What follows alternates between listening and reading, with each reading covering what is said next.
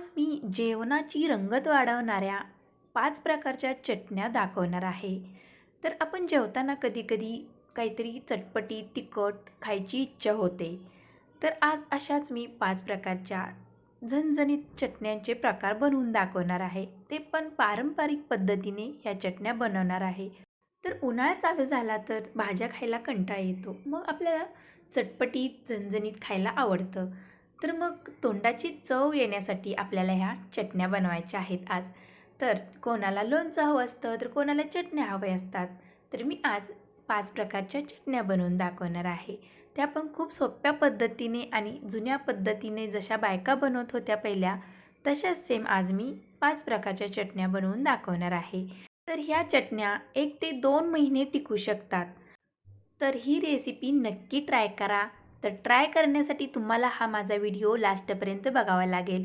चला तर मग आता आपण रेसिपीला सुरुवात करूया. नमस्कार, सीमाज बेस्ट किचनमध्ये तुम्हा सर्वांचं खूप खूप मनापासून स्वागत आहे. तर इथे 5 टाईपच्या चटण्या बनवणार आहे. तर त्याचे इथे सर्व साहित्य मी घेतलेलं आहे. तर हे साहित्य सर्व ड्रायच घेतलेलं आहे. तर इथे मी 1 वाटी शेंगदाणे, 1 वाटी जवस घेतलेला आहे आणि 1 वाटी छोटं कारळं, जे छोटं कारळं असतं ते आणि 1 वाटी पांढरे तीळ आणि 1 वाटी सुकं खोबरं. तर या सर्वांची मी चटणी बनवणार आहे वेगवेगळ्या पद्धतीने. तर आता आपण या सर्वांना भाजून घ्यायचं आहे.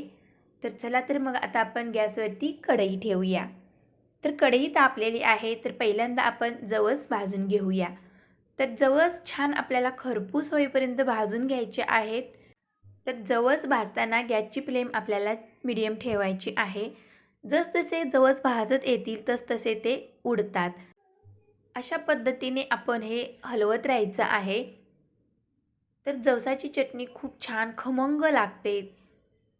तर आता जवस उडायला सुरुवात झालेली आहे, म्हणजे भाजायला सुरुवात झाली. वरती असं आपण झाकण ठेवून हे भाजायचे आहेत, म्हणजे आपले जवस बाहेर जाणार नाहीत. तर अशा पद्धतीने वरती असं झाकण धरून भाजायचे आहेत. तर जवस आता भाजलेले आहेत. तर खमंग असा वासही सुटलेला आहे. तर आता एका ताटामध्ये आपण काढून घेऊया आणि थंड करायला ठेवूया. तर आता इथे एक मी तुम्हाला पद्धत जवसाची चटणीची दाखवते, की मी इथे थोडेसे तीळ आणि थोडेसे जिरे घातलेले आहेत. हे आपण खमंग असे भाजून घेऊया आणि जवसामध्ये घालूया. मी जवसामध्ये तीळ आणि जिरे घातलेले आहेत. तर मी एक वेगळ्या पद्धतीने इथे चटणी बनवत आहे, म्हणजे जवसाची चटणी खूप छान चविष्ट आणि खमंग लागेल. तीळ आणि जिरे भाजून झालेले आहेत. आता थोडंसं तेल घालते आणि त्याच्यामध्ये काही लसूणच्या पाकळ्या घालत आहे. जास्त दिवस तर चटणी टिकवायची असेल तर तुम्ही लसूण तळून घाला, म्हणजे 1 ते 2 महिने सहज ही चटणी टिकते. तर अशा प्रकारे इथे मी लसूण तळून घेतलेला आहे. तर आता लसूण जवसामध्ये घालूया. तर आता ही जवसाच्या चटणीसाठी तयार आहे. आता आपण भाजून घेऊया तीळ. तर तिळाची चटणी बनवण्यासाठी इथे आपण 1 वाटी तीळ घेतलेला आहे. तीळ पण असे हलकेसे आपल्याला सोनेरी कलर येईपर्यंत भाजून घ्यायचे आहेत. तीळ पण उडायला लागले की आपण वरती असं झाकण ठेवून भाजायचे आहेत, म्हणजे तीळ बाहेर पडणार नाहीत. कढईमध्येच तीळ भाजले जातील. तर अशा पद्धतीने ते तीळही भाजून झालेली आहेत. तर तीळ पण काढून घेतलेले आहेत मी आणि इथे थोडेसे शेंगदाणे घालत आहेत. तर मी तिळाच्या चटणीमध्ये पण थोडेसे शेंगदाणे घालत आहेत. तर खूप छान चव आणि टेस्ट येते या तिळाच्या चटणीला. आणि थोड्याशा लसूण पाकळ्या. तर पहिल्या चटणीमध्ये मी दाखवले आहेत तळून घातलेले.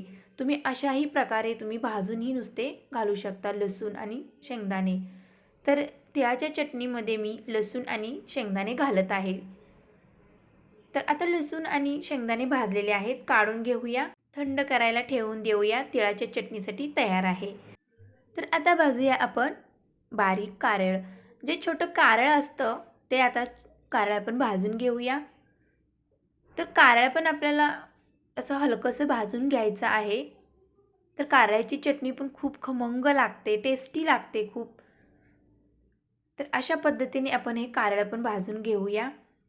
तर कारळ भाजताना पण उडते, म्हणून आपण वरती असं झाकण ठेवून भाजून घेणार आहोत. तीळ, जवस आणि छोटं कारळ हे भाजताना उडतात, म्हणून अशा पद्धतीने मी वरती झाकण ठेवून असं भाजून घेत आहे. तर आता छोटं कारळं पण भाजलेलं आहे, बघू शकता. कलर चेंज झालेला आहे आणि खमंग पण वास सुटलेला आहे. तर आता हे कारळं पण भाजून घेऊया. तर त्याच्यात मी आता थोडेसे तीळ घालत आहे. तर कारळमध्ये तीळ घातले म्हणजे खमंग लागते चटणी आणि चविष्ट पण लागते. आणि कारळं खाताना नुसते ते टोचणार नाही, थोडंसं त्याला स्निग्धता येईल चटणीला, म्हणजे तिळामध्ये थोडंसं तेल असतं.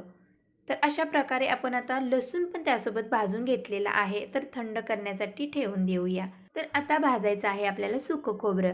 सुकं खोबरं पण हलकंसं भाजून घ्यायचं आहे, कलर चेंज होईपर्यंत. खोबरं लगेच भाजलं जातं. तर खोबऱ्याची चटणी पण खूप छान खमंग लागते. तर जेवण करताना आपल्याला कधी-कधी कंटाळा येतो भाज्या खाण्याचा. मग थोडीशी तोंडी लावण्यासाठी चटण्या तर पाहिजेच. तर आता हे खोबरं पण भाजत आलेलं आहे. बघू शकता कलर चेंज होत आलेला आहे. खोबरं छान भाजलं गेलं की चटणी खूप छान खमंग लागते आणि जास्त दिवस पण टिकते. तर अशा प्रकारे इथे खोबरं आपलं भाजलेलं आहे. तर आता हे खोबरं आपण थंड करायला ताटामध्ये काढून घेऊया. तर या खोबऱ्याच्या चटणीमध्ये मी फक्त लसूण घालणार आहे, बाकीचं काही घालणार नाही. तीळ किंवा शेंगदाणे, फक्त लसूण घालणार आहे. कारण की खोबऱ्यामध्ये तेल खूप असतं, त्याच्यामुळे ही चटणी जास्त दिवस टिकते. तर लसूण भरपूर घालायचं आहे. तर लसूण हलकासा मी इथे भाजून घेते किंवा तेलही घालून तुम्ही भाजू शकता. तर पहिल्यांदा मी तेल घालून तुम्हाला दाखवलेलं आहे लसूण कसा तळून घ्यायचा तो. तर मी आता हा लसूण भाजून घेतलेला आहे. आता काढून घेऊया आणि हे सर्व आपण थंड करायला ठेवूया. नंतर आपण भाजणार आहोत शेवटी शेंगदाणे. तर शेंगदाण्याची चटणी करायची आहे आपल्याला. तर शेंगदाणे खरपूस असे भाजून घ्यायचे आहेत. तर शेंगदाणे भाजत आलेले आहेत, बघू शकता. तर अशा प्रकारे आपले शेंगदाणे भाजलेले आहेत. तर शेंगदाण्याच्या चटणीमध्ये पण मी काही घालणार नाही, फक्त लसूण वापरणार आहे. तर आता शेंगदाणे काढून घेऊया, थंड करायला ठेवूया. तर लसूण घालूया. तर शेंगदाण्याच्या चटणीमध्ये लसूण भरपूर घालावा, म्हणजे चव छान येते आणि खमंग अशी चटणी लागते. तर लसूण पण आता भाजून झालेला आहे. मी प्रत्येक चटणीमध्ये लसूण घातलेला आहे भाजून. तर लसूण पण भाजलेला आहे. आता काढून घेऊया आणि सर्व आता थंड करायला ठेवलेलं आहे. तर आता थंड सर्व झालेलं आहे. आता स्टेप बाय स्टेप आपण ह्या चटण्या बारीक करून घेऊया. पहिल्यांदा आपण बनवणार आहोत जवसाची चटणी. तर आता जवस आपण या मिक्सरच्या भांड्यामध्ये घालूया. तर खूप खमंग असे भाजले गेले आहेत जवस, बघू शकता कलर चेंज झालेला आहे. तर आता याच्यामध्ये आपण मसाला ॲड करूया, म्हणजे तिखट. तर लाल तिखट इथे मी घालत आहे. मिरची पावडर, तर इथे काश्मीरी मिरची पावडर मी इथे वापरत आहे. जर तुम्हाला जास्त तिखट पाहिजे असेल तर जास्त इथे पावडर तुम्ही वापरू शकता. आणि चवीनुसार मीठ घालायचं आहे. तर मिक्स करून घेऊया. मिक्सरमध्ये बारीक करताना आपल्याला एकदम बारीक करायचं नाही.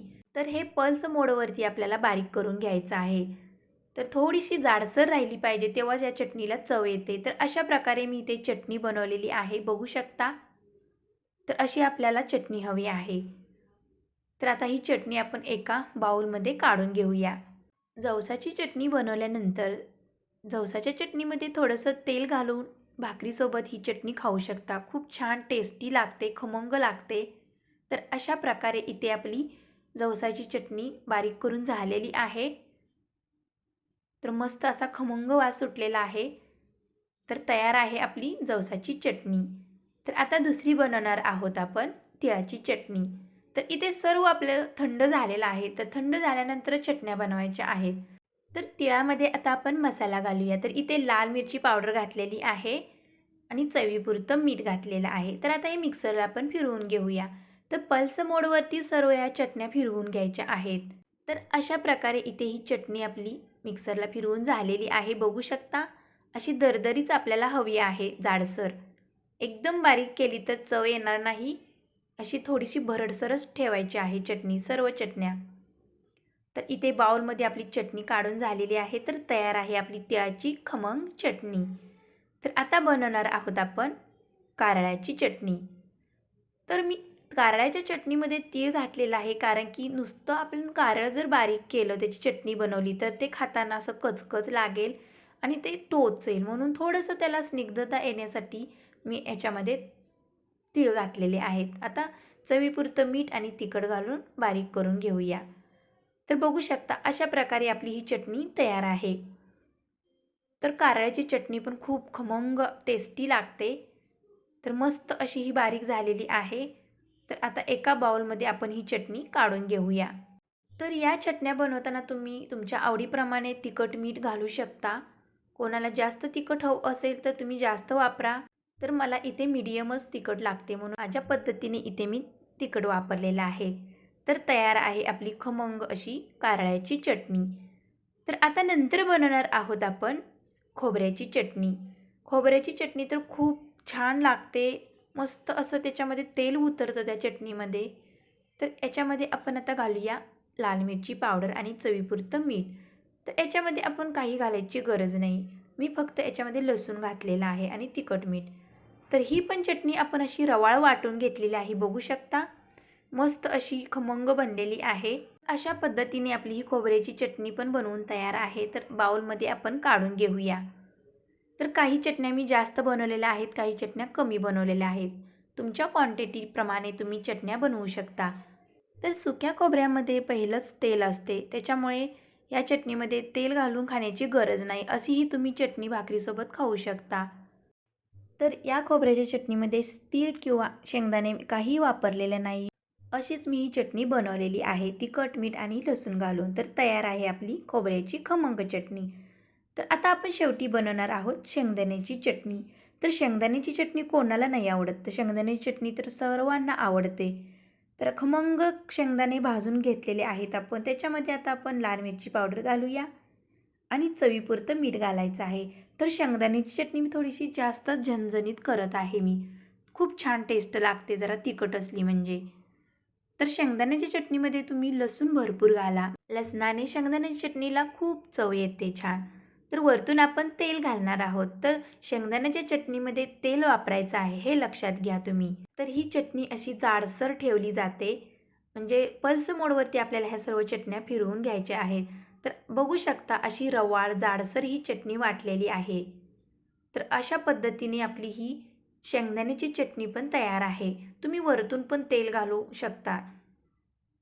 तर शेंगदाण्यामध्ये मी ह्या तेल घातलेलं आहे, त्यामुळे ही चटणी खूप खमंग लागते आणि जास्त दिवस पण टिकते. 1 ते 2 महिने सहज ही चटणी टिकते. तर इथे आपली शेंगदाण्याची खमंग आणि झणझणीत चटणी तयार आहे. तर अशा प्रकारे इथे सर्व आपल्या चटण्या बनवून तयार आहेत. तर सर्व्ह करूया आपण. तर जेवणाची रंगत वाढवणाऱ्या, तोंडाला चव येणाऱ्या ह्या 5 प्रकारच्या चटण्या आपल्या तयार आहेत. तर खमंग भाजून घेतलेल्या चटण्या 1 ते 2 महिने सहज टिकू शकतात. तर चांगलं भाजलं गेलं तर ह्या चटण्या जास्त दिवस टिकतात. म्हणून महत्त्वाची टीप आहे की खमंग आपल्याला हे सर्व जिन्नस भाजून घ्यायचे आहेत आणि रवाळ वाटून घ्यायच्या आहेत चटण्या. एकदम बारीक पेस्ट बनवायची नाही. जर बारीक जास्त बनवली तर तोंडाला चव येणार नाही आणि चटणी अशी चिकट बनेल. म्हणून रवाळ अशा ह्या चटण्या बनवायच्या आहेत. तर 5 प्रकारच्या चटण्यांची रेसिपी तुम्हाला कशी वाटली? जर आवडली असेल तर तुम्ही ही रेसिपी नक्की ट्राय करा आणि कशी झाली ती मला कमेंटमध्ये सांगा. जर ही रेसिपी आवडली असेल तर माझ्या चॅनलला लाईक, शेअर, सबस्क्राईब जरूर करा आणि बेल आयकॉन प्रेस करायला विसरू नका. तर भेटूया अशाच नवनवीन रेसिपीमध्ये. तोपर्यंत मस्त खा आणि स्वस्त राहा. Bye bye.